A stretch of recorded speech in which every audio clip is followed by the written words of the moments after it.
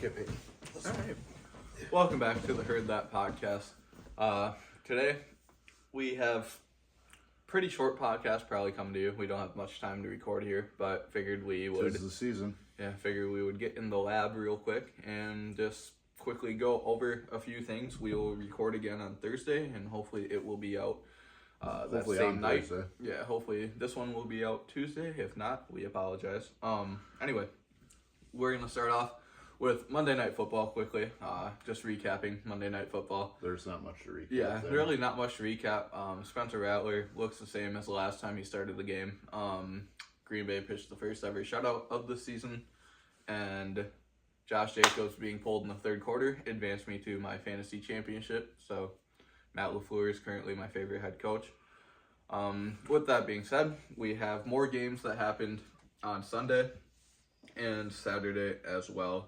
We made our predictions for those games last week, and nothing really overwhelmingly surprised us. I think the Panthers beating the Cardinals was a big surprise, and then the Jaguars beating the Raiders. The Jags beating the Raiders, or no, I'm sorry, Raiders beat the Jags. Yeah, the Raiders beating the Jags wasn't on too the bingo card for me. Wasn't too surprising, but realistically, neither team had a reason to win. Yeah, it was just dumpster fire versus dumpster fire, and Antonio Pierce won. Cowboys beating the Bucs was a little interesting too, but the Cowboys, they've looked better. Cooper Rush looks like he can actually throw a football again. Just need to knock the rust off. Yeah, that game was definitely a good game. Vikings Seahawks was a better game than I think anyone really expected. Patriots played the Bills really well, which they tend to do that occasionally. I remember they beat them with 3 passing attempts like 2 years ago. So, yeah, definitely some interesting games, but nothing too overwhelmingly surprising. Washington beat the Eagles, but that's just simply because Jalen Hurts went out. Yeah, Jalen Hurts went out with a concussion in the first quarter, and basically didn't have many plays into that game. Saquon Barkley did his best to keep him in it.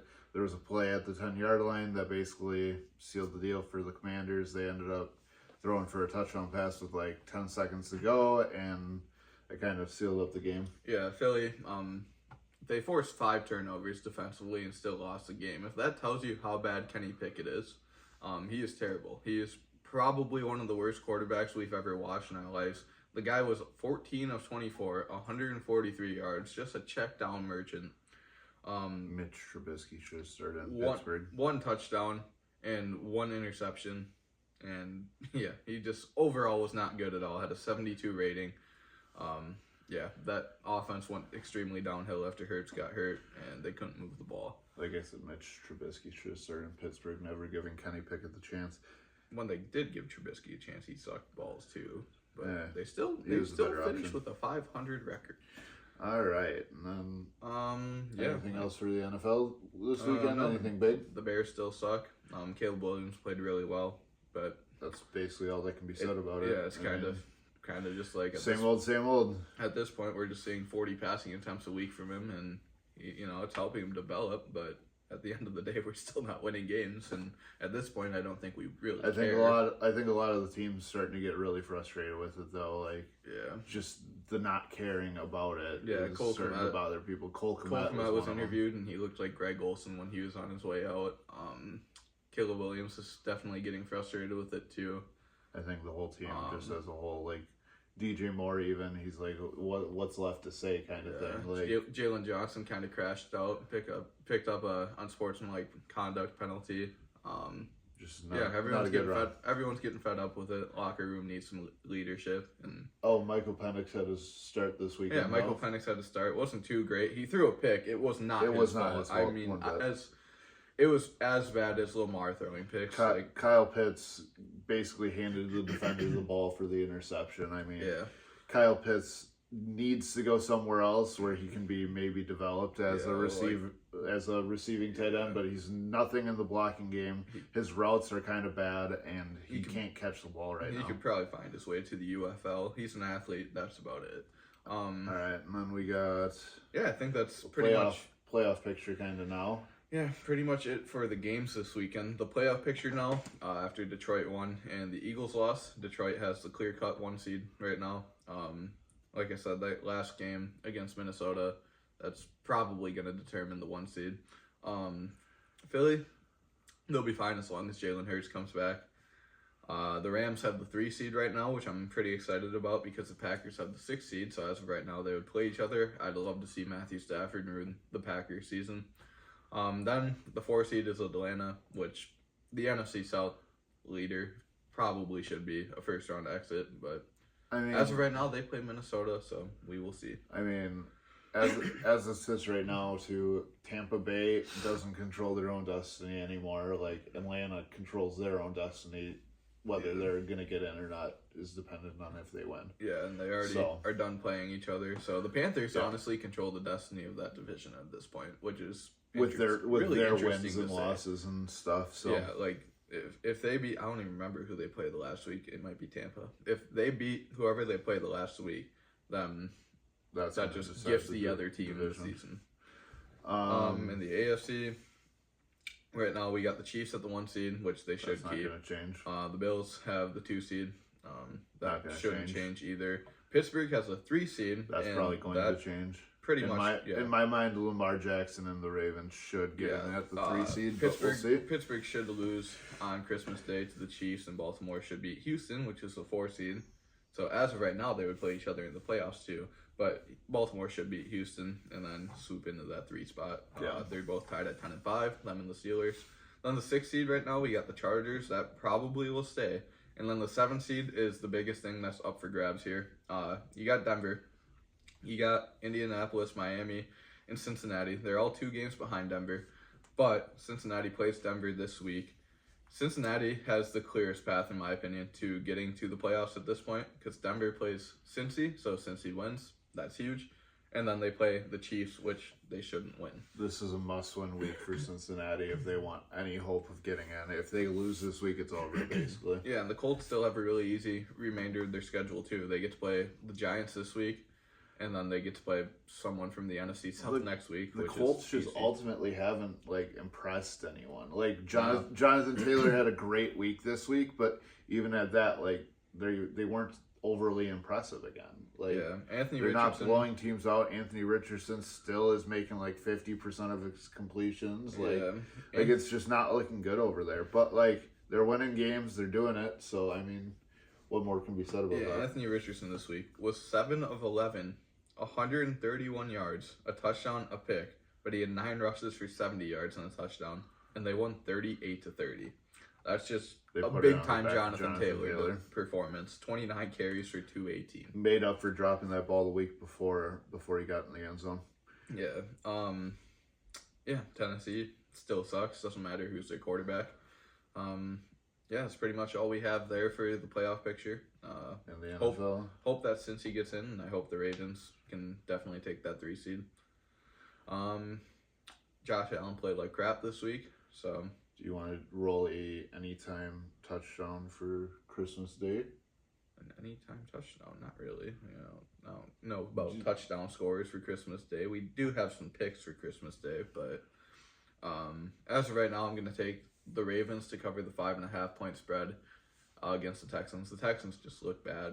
They just lost Tank Dell. They are currently rolling out with only Nico Collins. Oh, no.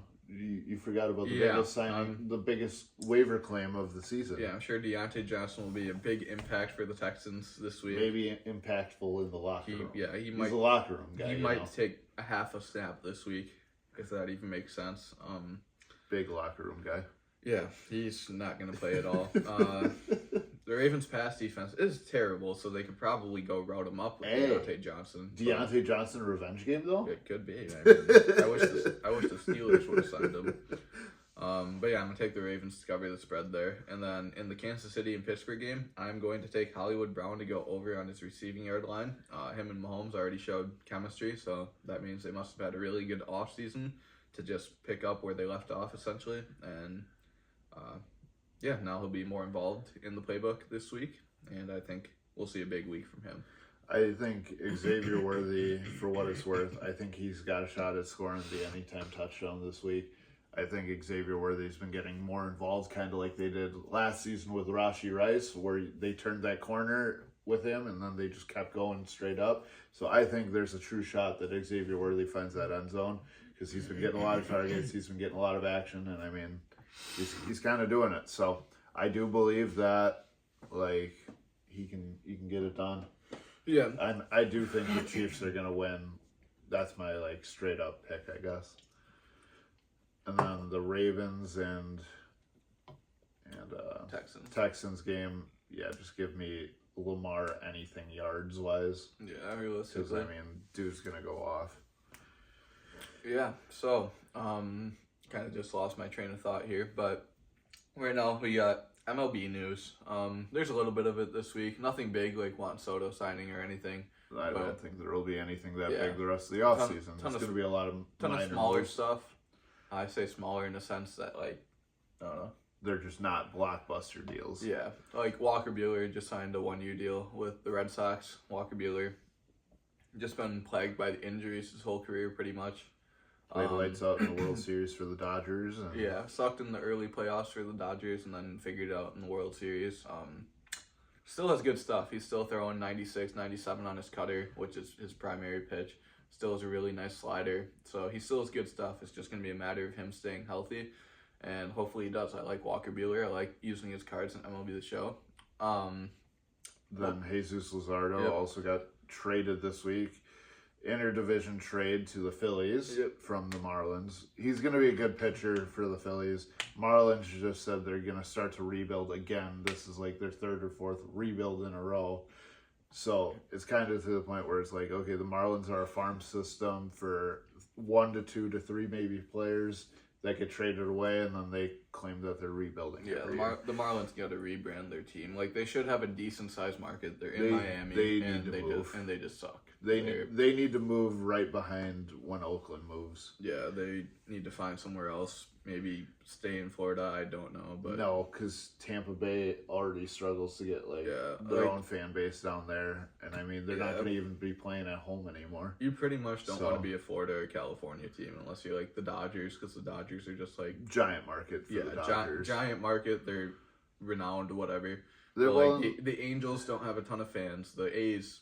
They have a lot of fans, but you'll just never see them at the game. There's just a lot of, in the MLB, like, there's a lot of places that these teams could go that they would sell out tickets so well. Like, the Brewers had a minor league team down in Tennessee.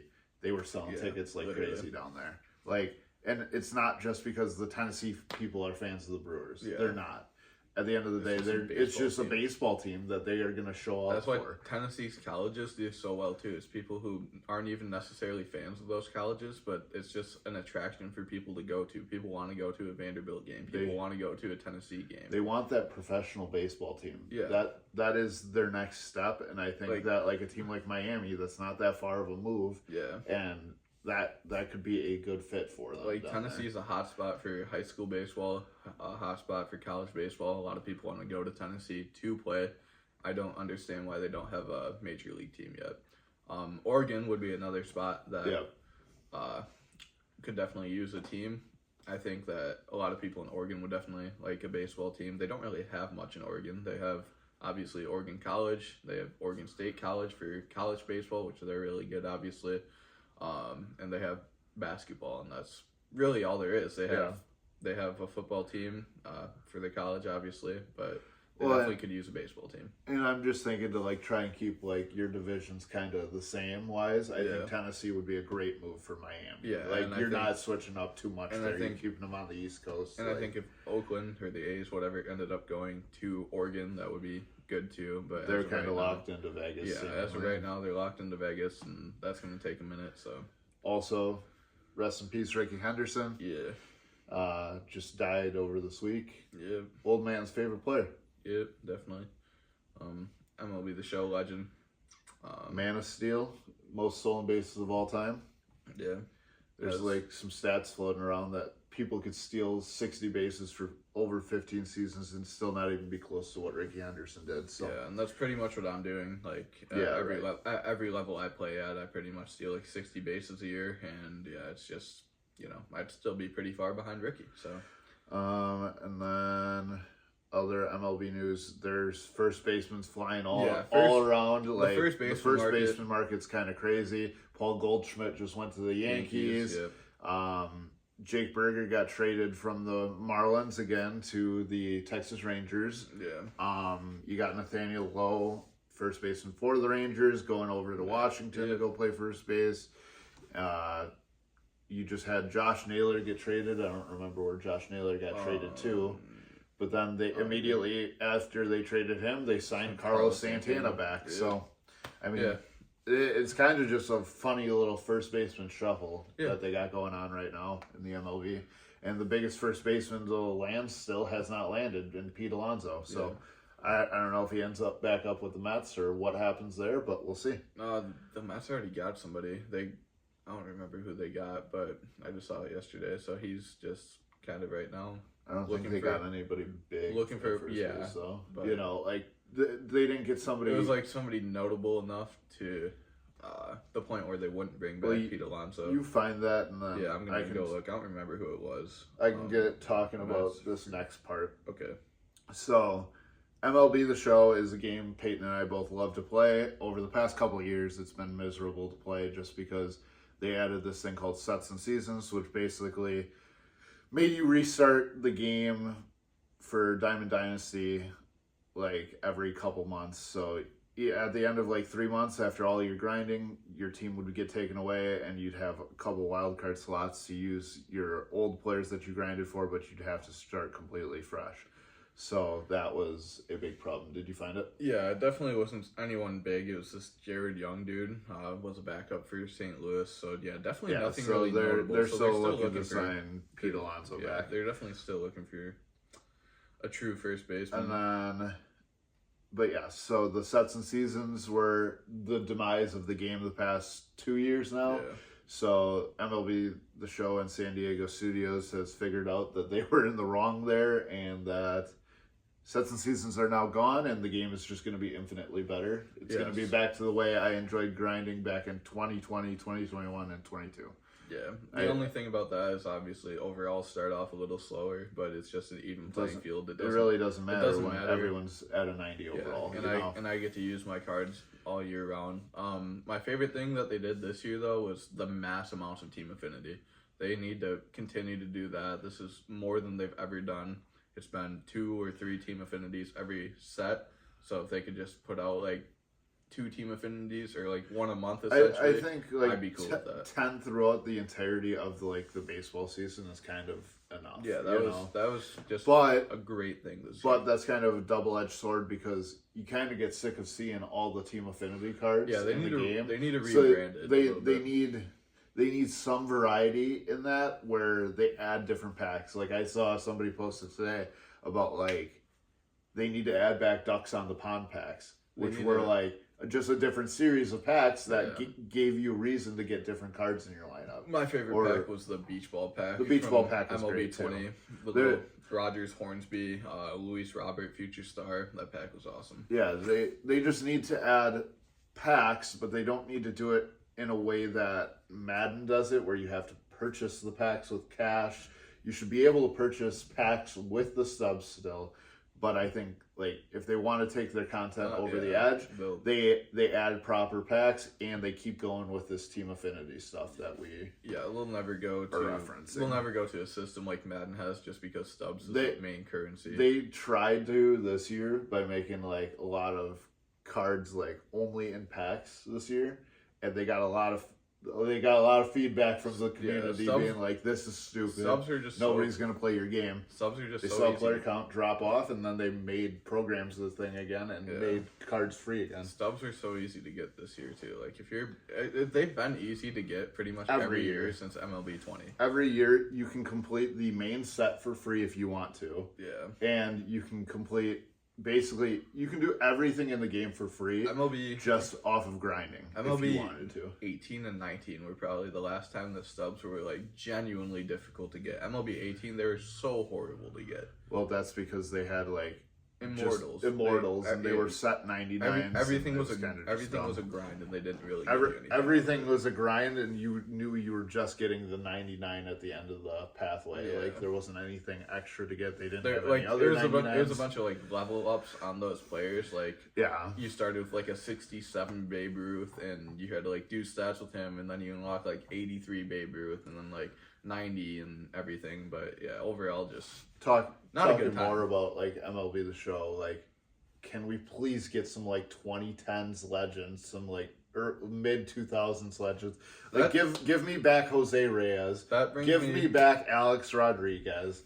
Give me back like Carl Crawford of all people. That brings me to I just love it. Like I played MLB The Show 16. Yeah. And I think they did an amazing job of getting those like guys cards like a Troy Tulowitzki. Well, like they were still in the game at the time, yes. But like I just fell in love with those cards so much that it was like I would just love to use some of those guys again. Like Carlos Gonzalez. Yeah. It can't cost much to go get Carlos Gonzalez's rights, right? Yeah, it's crazy to me that a lot of those guys that he just mentioned are on this year's Hall of Fame ballot. Like Felix Hernandez already on the Hall of Fame ballot. It's crazy because it feels like he just pitched yesterday. Yeah, you know? And the last time he pitched was 2019. Carlos Gonzalez on the Hall of Fame ballot. Curtis Granderson feels like he was in a Brewers uniform. He just was in a Brewers uniform a couple of years ago. Like for a playoff push. Jimmy Rollins, his second year on the ballot. Adam Jones, first year on the ballot. If he gets in, that'd be a bit confusing to me. But he's on the ballot nevertheless. Russell Martin's on the ballot first time. McCann first time. Russell Martin was kind of crazy in that show too. Ian Kinsler first time on the ballot. There's a ton of guys like that. I like caught the end of their careers. I got to eat up a majority of their careers, and like crazy. I don't know because we haven't seen anybody really from our generation make the Hall of Fame yet. Yeah. So I don't know what their requirements amongst those, because obviously they got to be the greatest of the great. Well, I don't know what the greatest of the great is for our generation. But then they let a guy like Harold Baines get in the Hall of Fame, and it just taints the whole reputation of it. Same thing with the NFL. They let Joe Namath in the Hall of Fame. It taints the whole reputation of it. Like, there's no way of genuinely telling what can get in and what can't. Like you can speculate the criteria. It's a bunch of dumb sports writers, anyways, that like get to vote. I think let it be a fan vote. No, I truthfully think like once they established their original Hall of Famers, they should have let the Hall of Famers vote on who else can get in. Yeah. Like, that's fair. Yeah. Like let the guys who are in the elite club vote on who else can get in that elite club. Yeah, I think looking at this list, Ichiro will probably be first ballot. Well, he should. He will probably be the only first ballot. He might be the unanimous. If he's not unanimous, there's something wrong. He might be the second or third unanimous of all time. King Felix definitely should. I think he could. Yeah, he definitely should. It might not be first ballot, but he should be definitely close. I was looking at his stats last night. 6-time All-Star, Cy Young. Runner-up Cy Young twice. He had a perfect game, which two like no-hitters, which like up until a couple years ago was the last perfect game in years. Like he had I think 5 4-strikeout innings, which is actually absurd. Overall just insane. Had like a 3.40 ERA, 3.47 it might have been.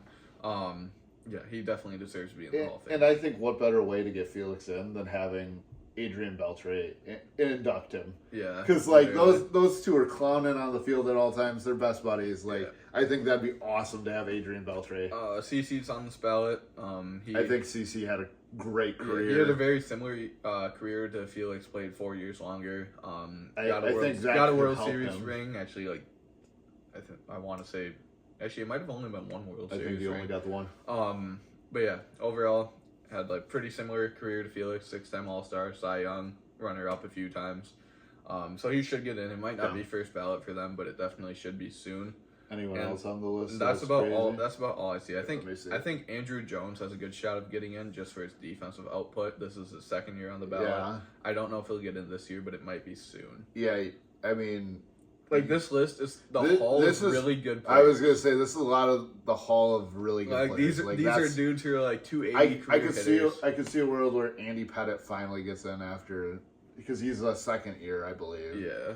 Billy Wagner, I could see getting in because of his saves.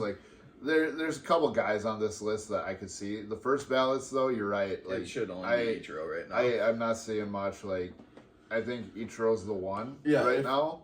I think Ichiro's the one, and if Felix gets in, if Felix or CC gets in, I'm not upset by that. I think a fun player, but not like Hall of Fame worthy player, is Hanley Ramirez there. Yeah. He was always really good, top tier for most of his career. Yeah. But like he was never that like, okay, he finished in MVP voting high. He never was that guy. Yeah, Manny Ramirez, I'm surprised he didn't make it first ballot already, but if he didn't make it first ballot, he's probably never going to make I feel like that's another guy that they like don't see fondly of. They don't want him in the Hall of Fame. They're just gonna hoe him, and and I think that's really a problem with having the MLB sports writers and like having them be making the decisions of who gets in. Honestly, because they're just like overly concerned with character, and like I get that to an extent. But at the same time, you got to respect what they did on the field. That's how the Hall of Fame they care too much about character and not enough about the actual output they had on the field. Yeah. So we already covered our sports betting. Picked our sports betting. Any viewer questions we got? Or? We just got one viewer question as of right now. So right now it is just how do we feel about the Bears 9 weeks of losing song. And everything. It's pretty spot on. Yeah, it's a good song. I like it. I'd probably bump it, but it's disappointing as a Bears fan. But it's straight. But it's straight honesty. Like he just in the song, they basically go over every way we've lost along this 9-game losing streak. The first week was the heartbreaking Hail Mary, and it's like ever since that Hail Mary, we have spiraled downhill. Shane Waldron got fired shortly after the Hail Mary. Then we had Eberflus not calling the timeout, therefore he got fired.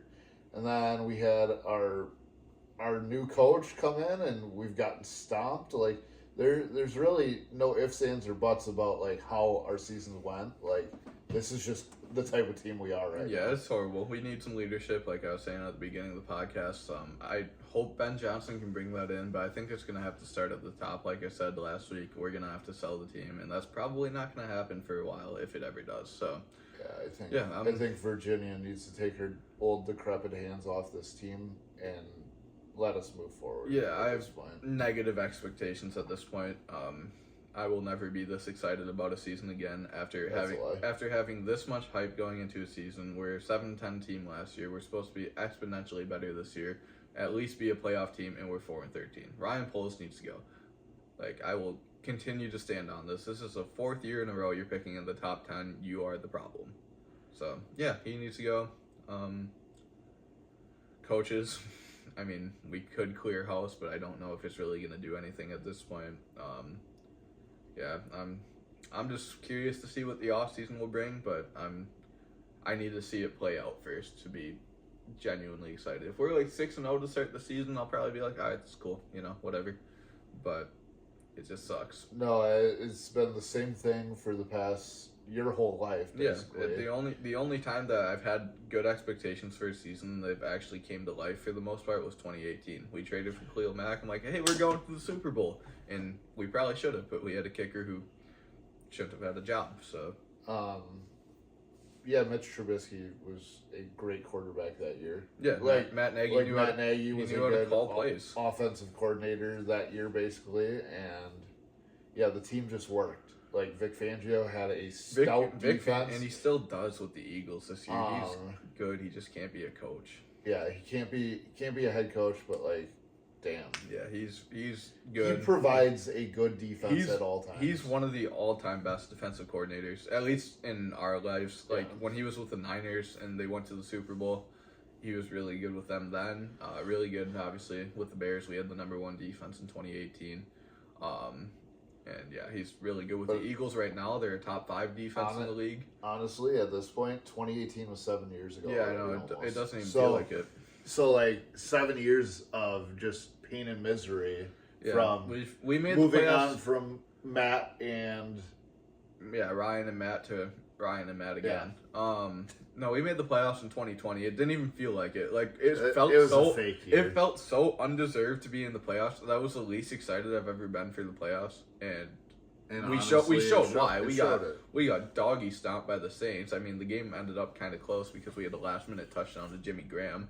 But yeah, overall, that was literally the last game. second of that game because he ran into the tunnel and afterwards. that's when it looks closer than what it was. That's when the decision to move on from Trubisky was made instantly in that spot. It was, hey, you didn't perform in the playoffs. Hey, you didn't perform down the stretch. We should have been in the playoffs. Honestly, you had to go.